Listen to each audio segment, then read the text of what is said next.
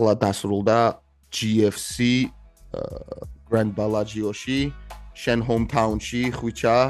მთელი ივენტს უყურე, რა თქმა უნდა, ყველაზე გულდასაწყოთი იყო ლევან დარასელიეს დამარცხება, რადგანაც როგორი თქვა რა, დავით ქირიას მოსწავლე, დავით ქირიას გზას გადის, ხედავ რა, ყველანაირი მაგარ გამოწვევას ღებულობს, შეეფერება ნამდვილ ქართულ მებრძოლეს და რაღაც გამოწვევა იმას გიშობა რა ქვია რა.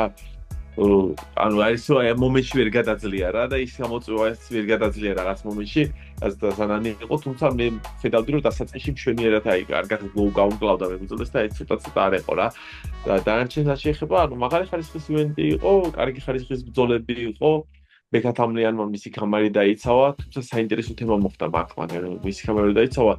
ბექამ წონა ჩააბარდა, მისმა მეტოქემ ხო, წონა კილოგრამ ნახევრით ვერ ჩაუბარა.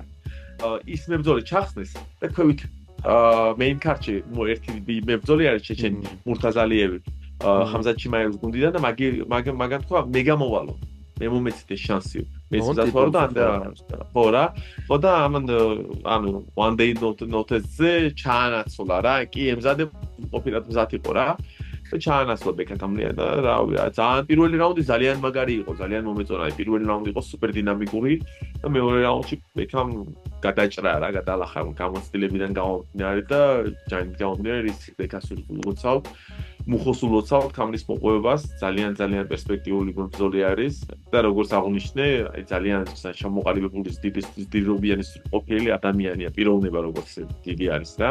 საჩემპიონო გული გააჩნია რა, საჩემპიონო პიროვნებაც არის რა. კიდე იყო რაღაც მომენტები მაგ ქარზე რომ ერთი კაზახი ჩხუბობდა რა და გამოიწვია შარაბულეტი იმაშიო, ბათუმშიო, ვიჭი დაოთე ჩვენო ბელაჯიოშიო. მე უკვე ბებერი ვარო, მაგრამ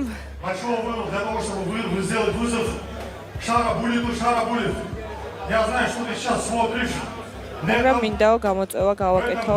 ოღონდ ერთ რაღაცას ვეტყვი, რომ შარაბულეტი ვერასოდეს ვერ ჩამოვა საქართველოში და თუ ჩამოვა კიდე ჩვენ აქ დავხვდებით და მოვკითხავთ რატო ლაპარაკობს ქართველებზე რა. ჯერ არ შეხვდა მაგას ერთი ქართველი.